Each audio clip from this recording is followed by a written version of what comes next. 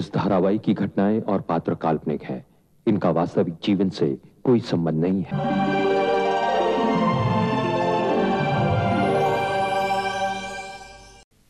क्या बताऊं मैं आप लोगों को, सबसे बड़ी परेशानी तो यह है कि इस फार्मेसी की पगार से घर चलाना मुश्किल हो रहा है। इसीलिए कई महीनों से बड़ा परेशान हूं मैं। अरे कमलाकांत जी, ये परेशानी तो हम सबके साथ है। क्या करें? अगर ये नौकरी छोड़ के जाए तो जाएंगे कहाँ? यही तो मजबूरी है पाटिल साहब, और महंगाई है कि दिन दूनी और रात चौगनी बढ़ती चली जा रही है। इस फार्मेसी की पगार से गुजारा करना मुश्किल हो गया है, और ऊपर से कर्जे सर पर चढ़े हुए हैं। अचानक आप इस बात से परेशान हो रहे हैं, ऐसा तो नहीं है?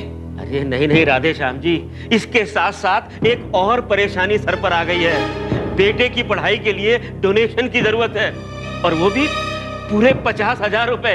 50,000? 50,000? इतनी बड़ी रकम का बंदोबस्त कहाँ से करेंगे आप? इसलिए तो मैंने शादी नहीं की। इन सब चक्करों में जिंदगी तबाह हो जाती है। अरे पांडे जी, जिसके सर पे जिम्मेदारी आती है ना, उसे निभानी ही पड़ती है। अब क्या करेंगे आप? अरे यही तो समझ में नहीं आ रहा राधे श्याम जी कि क्या करूं। उधर घर पर बीवी उल्हाने पे उल्हाने दिए जा रही है, कहती है कि कहीं से भी पैसों का बंदोबस्त करो, बेटे का भविष्य नहीं बिगड़ना चाहिए। बात तो सही है। सोचता हूँ कि क्यों ना अपने कंपनी के मालिक चड्ढा साहब से मांग लूं। हाँ, ऐसी जरूरत में मांगने में हर्ज क्या आपको?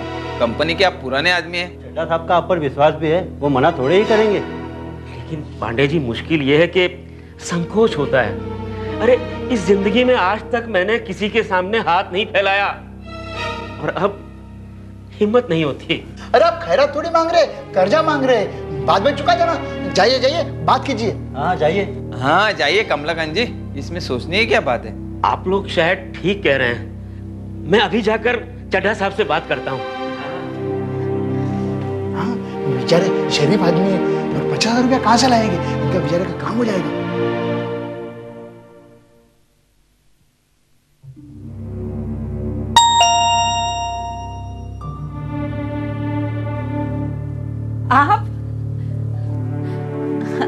आप इस वक्त? सही वक्त तो यही है। मैं जानता था इस वक्त कमलाकांत जी यहाँ नहीं होंगे। पूरी जानकारी लेके आए हैं आप। नौकरी करने वाले इस वक्त घर पे कहाँ होते हैं, ये तो हर किसी को मालूम होता है। रत्ना, चलिए अपने फॉर्मेलिटी छोड़ के मेरा नाम तो लिया। आपको बुरा तो नहीं लगा? नहीं। अंदर आने को नहीं कहो।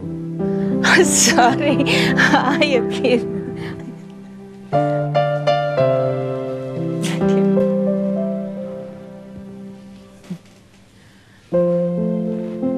एक बात कहूं, अब इस आपकी भी जरूरत नहीं है। चलिए, ये भी अच्छी बात है। हमने आपसे तुम की दूरी तय करने में ज्यादा वक्त नहीं गंवाया। यही तो आपकी अच्छी बात है। शौक से मुझे भी तुम कह के पुकार सकती हो, मेरा नाम भी ले सकती हो। अच्छा, तो कल जब आप, मेरा मतलब है तुमने फोन किया था, तब क्यों नहीं बताया कि तुम आने वाले हो? अचानक आकर तुम्हें सरप्राइज देना चाहता था। ये देखो, मैं तुम्हारे लिए साड़ी लेके आया। इसकी क्या जरूरत थी? रत्ना, मुझे लगा कि हम अपनी पहचान के थोड़ा करीब जा रहे हैं, तो खाली हाथ नहीं जाना चाहिए। ऐसे अपनी खास पसंद से लेकर आया। थैंक्स।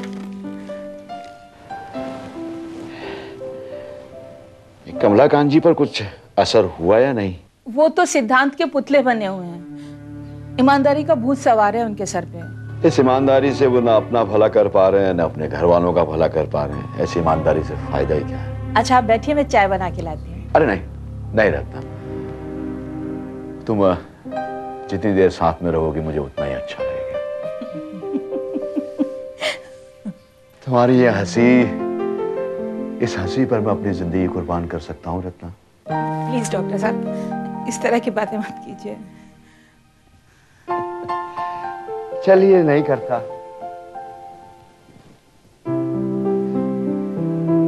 अच्छा, एक बात बताइए, ये कमलाकांत जी हमेशा से ऐसे ही हैं क्या उनमें कोई महत्वाकांक्षा, उनका कोई सपना नहीं है? वो तो बहुत डरपोक और बेवकूफ किस्म के इंसान है।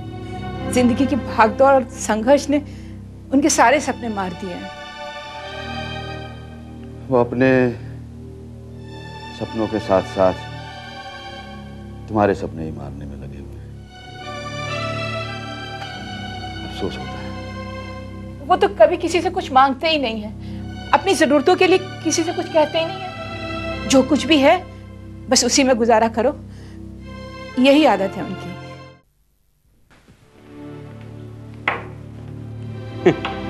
छट्टा साहब की कमाल के आदमी। अरे कमलाकांत जी, बात हो गई? हम जानते थे चड्ढा साहब आप जैसे ईमानदार और वफादार आदमी को इनकार नहीं कर सकते। अरे राधे श्याम जी, क्या बताऊं, मैं तो बात ही नहीं कर पाया। क्या? हाँ, अरे चड्ढा साहब के सामने खड़े खड़े मैं उनसे भस्म, चूर्ण और औषधियों के बारे में बात करता रहा और अपने मामले में मैंने बात ही नहीं करी। अरे आप बात नहीं करेंगे तो कौन करेगा? आपको तो 50,000 मांग लेने चाहिए थे। अरे भाई, पता नहीं क्या हुआ, मांगने की हिम्मत नहीं जुटा पाया। अच्छा। इस मामले में तो मेरी जुबान ही नहीं खुली। कमाल कर रहे कमलाकांत जी, अपनी जरूरत के लिए तो बोलना ही पड़ता है। क्या बताऊं राधे श्याम जी, संकोच होता है कि कहीं उन्होंने मना कर दिया तो क्या इस वजह से आप बोलेंगे नहीं? हाँ, इतना भी भोलापन ठीक ठाक नहीं है कमलाकांत जी। अगर मेरी ऐसी कोई जरूरत पड़ी होती तो मैं तो सीधा जाकर बात करता। अब भी मौका है, जाकर बात कीजिए। अरे पांडे जी, ऐसा करता हूँ, आज नहीं कल मांग लूंगा। अरे कमलाकांत जी, अभी क्या इसके लिए मुहूर्त निकालोगे? नहीं पाटिल, कल मैं इस मामले में उनसे जरूर बात करूंगा। ऐसी मुसीबत आ गई है कि समझ में नहीं आ रहा है क्या करूं। आप भी बेकार का टेंशन ले रहे हो, आसान काम को मुश्किल कर रहे हो। ये संकोच और शर्म छोड़िए कमलाकांत जी, आप कोई चोरी करने थोड़ी ना जा रहे हैं। लोन मांगने में किस बात का संकोच? अरे देना है तो दे देंगे, नहीं तो अपन दूसरा तरीका अपनाएंगे। कमलाकांत जी, आप भी सचमुच। शायद आप लोग ठीक कह रहे हैं, मैं कल इस मामले में बात जरूर करूंगा। कमलाकांत जी भी अजीब चीज है। हाँ, जब मैंने पहली बार तुम्हें डिस्पेंसरी में देखा था ना, तभी मेरी समझ में आ गया था कि हमारे साथ बहुत बड़ा अन्याय हो रहा है। पिछले 25 साल मैंने इस आदमी के साथ कैसे गुजारे हैं, ये मेरा दिल ही जानता है। जिसकी तुम्हारी जैसी खूबसूरत बीवी हो, वो चोरी करे, डाका डाले, फिर भी कम। कसम से, मैं अगर तुम्हारे पति की जगह होता ना तो तुम्हें कभी शिकायत का मौका नहीं देता। मेरे तो सारे अरमान अधूरे रह गए। एक साड़ी तक के लिए तरस जाती हूँ मैं। अरे नहीं, ऐसा मत सोचो, मैं हूं ना।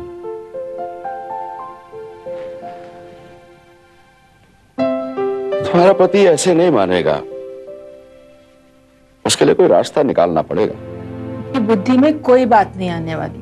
अरे उससे ज्यादा करने की कुछ जरूरत ही नहीं थी। वो अपनी इसी नौकरी में काफी कमा सकता था और उसके बल पर मैं भी कमा सकता था, मुझे भी फायदा हो सकता था। वो बेवकूफ तैयार हो तब ना। मेरे बेटे की चिट्ठी आई है, उसे एडमिशन के लिए 50,000 रुपए का डोनेशन चाहिए। कहां से आएगा इतना सारा पैसा? मुझे डर है कि इनकी ईमानदारी कहीं मेरे बेटे का भविष्य न बिगाड़ दे।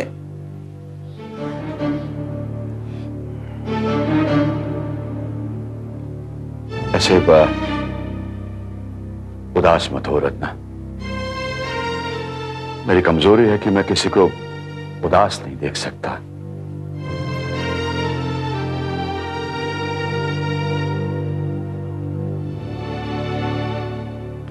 ये रख लो। आप कब तक इस तरह से मेरा ख्याल रखेंगे? रहने दीजिए। रख लो रत्ना, ये मैं तुम्हारे अपने खर्चे के लिए दे रहा हूं। अरे तुम्हारे जैसी औरत को तो सजा कर रखना चाहिए। और उस बेवकूफ ने क्या कपड़े पहना रखे हैं तुम? देखो, तुम अपने खर्चों में बिल्कुल कटौती मत करना।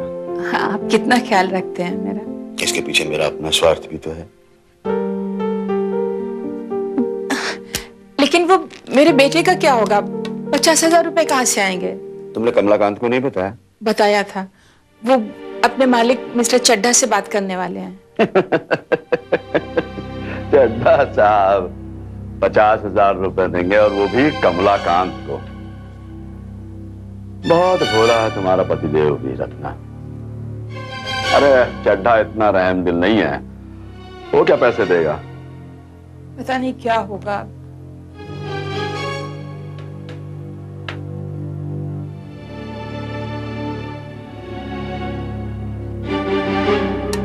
होगा अच्छा होगा। मैं हूं ना, अभी चलूं? गिराओगे? यस। Cheers.